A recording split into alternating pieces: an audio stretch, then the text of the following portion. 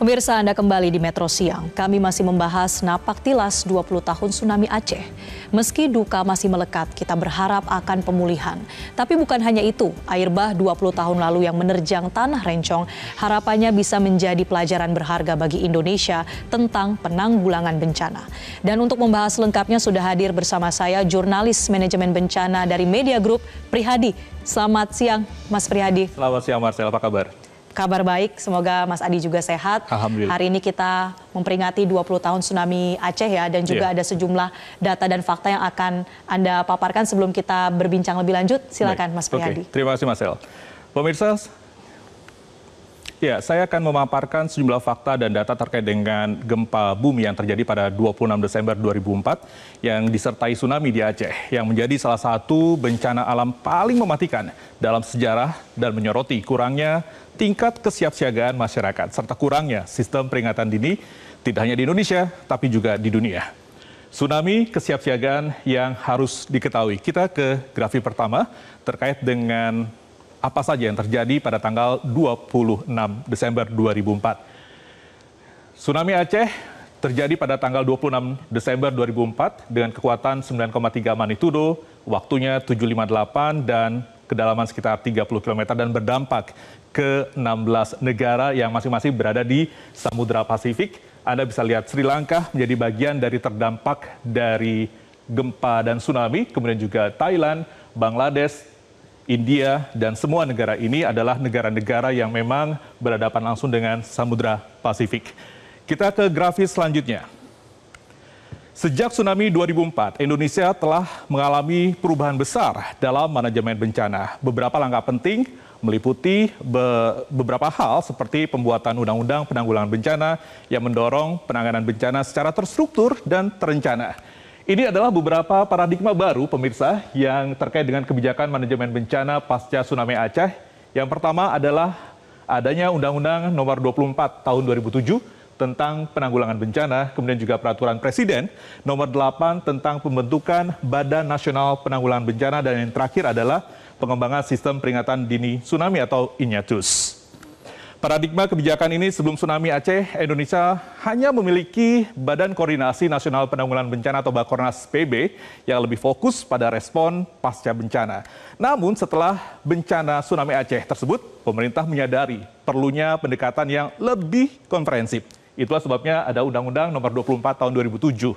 Kemudian juga ini tentang penanggulangan bencana yang disahkan yang menekankan pentingnya pencegahan dan mitigasi bencana. Kemudian juga dibentuknya pembentukan Badan Nasional Penanggulangan Bencana atau BNPB berdasarkan Peraturan Presiden Nomor 8 tentang BNPB yang bertugas mengkoordinasikan semua kegiatan penanggulangan bencana di seluruh Indonesia secara terencana dan terpadu mencakup fase prabencana, tanggap darurat, dan juga rehabilitasi.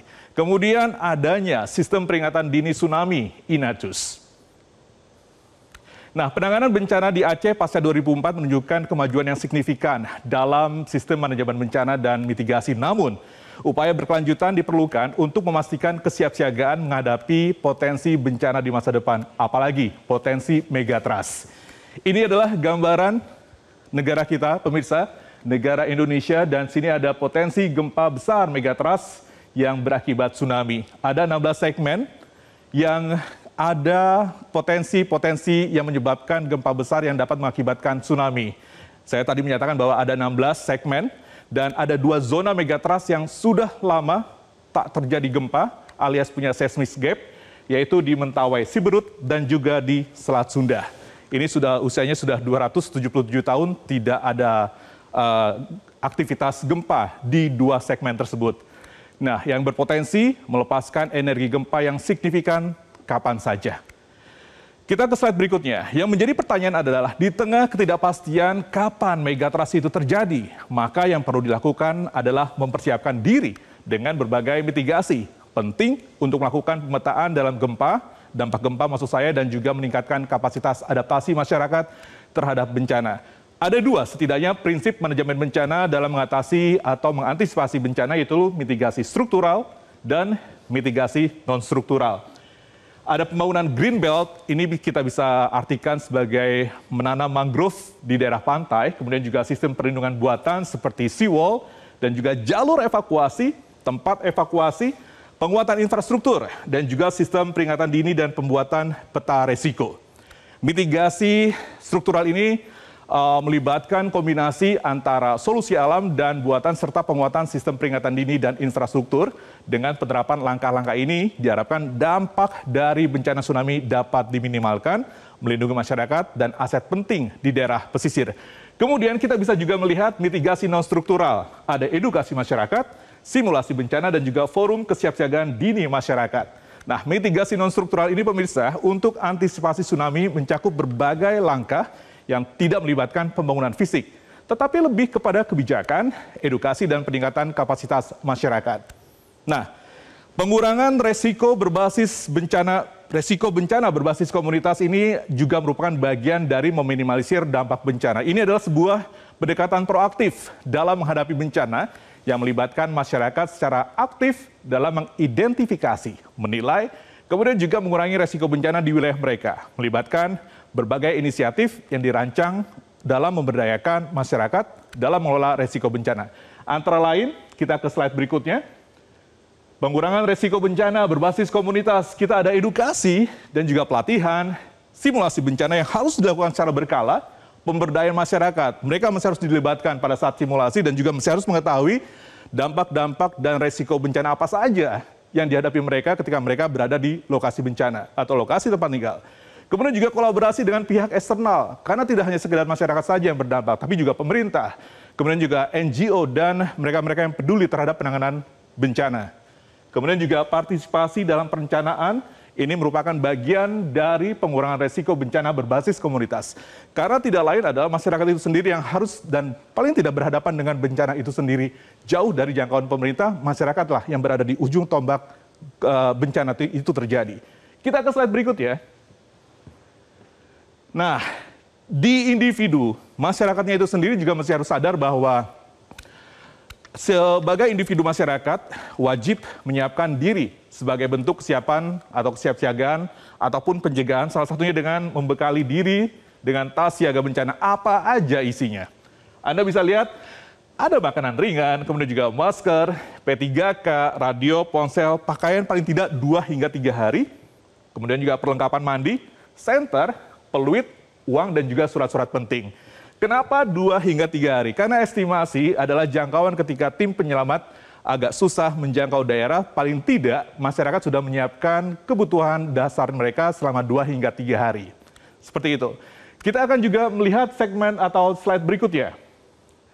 Jika pemerintah, kemudian juga masyarakat dan individu sudah siap siaga melakukan kesiapsiagaan terhadap bencana, maka slide terakhir ini adalah rangkuman. Paling tidak, apa yang sudah dilatih selama beberapa hari atau selama beberapa kali melakukan simulasi, maka yang perlu disadari masyarakat adalah ketika ada gempa selama 20 detik, itu paling tidak berlarilah ke tempat yang lebih tinggi, kemudian juga jauhi pantai, dan juga ikuti arahan petugas, serta lindungi diri, keluarga, dan harta bendamu.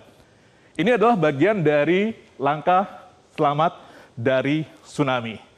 Nah, kita juga bisa melihat bahwa langkah-langkah mitigasi dan masyarakat ini memang ketika pun tsunami terjadi, maka 4 langkah inilah yang menyimpulkan aktivasi bersama atau aktivitas bersama yang berkesinambungan dapat menyelamatkan jiwa karena mitigasi dan kesiapsiagaan terhadap tsunami di Indonesia memerlukan pendekatan terpadu yang melibatkan teknologi, edukasi masyarakat, serta pembangunan infrastruktur yang memadai dengan meningkatkan kesadaran dan kemampuan masyarakat, serta memperkuat peringatan dini. Dan sekali lagi, di tengah ketidakpastian kapan megatrust itu terjadi, yang perlu dilakukan adalah mempersiapkan diri dengan berbagai mitigasi. Ingat, jangan sampai tragedi kemanusiaan dalam tsunami Aceh 2004 terulang kembali. Dari tsunami Aceh, kita mengingat, mengenang, belajar, dan bersyukur. Demikian paparan saya terkait dengan tsunami Aceh. Marcel. Baik, Prihadi. Jadi kata-kata yang tadi merangkum ya bagaimana kita mengingat, belajar, bersyukur juga ya. Jangan lupa untuk belajar dari kejadian ataupun sejarah bagaimana Indonesia bangkit terkait dengan kesiapsiagaan bencana. Mungkin pertanyaannya apakah kegentingan dan juga sense of crisis ini masih ada di tengah-tengah kita saat ini? Ada, karena itu tadi Marcel, kita tidak pernah bisa memprediksi kapan terjadinya bencana.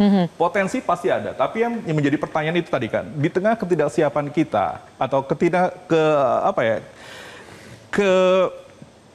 ketidaktahuan kita kapan terjadinya bencana, itulah kita harus mengisinya dengan latihan terus, simulasi segala macam untuk mempersiapkan ketika bencana itu terjadi. Dan tentunya kita tetap bersiaga dan juga menyiapkan yang seperti yang tadi Anda paparkan. Masih banyak hal yang bisa kita dalami bersama dengan Prihadi di sini. Pemirsa, tetaplah bersama kami di Metro Siang. Jelajahi cara baru mendapatkan informasi. Download Metro TV Extend sekarang.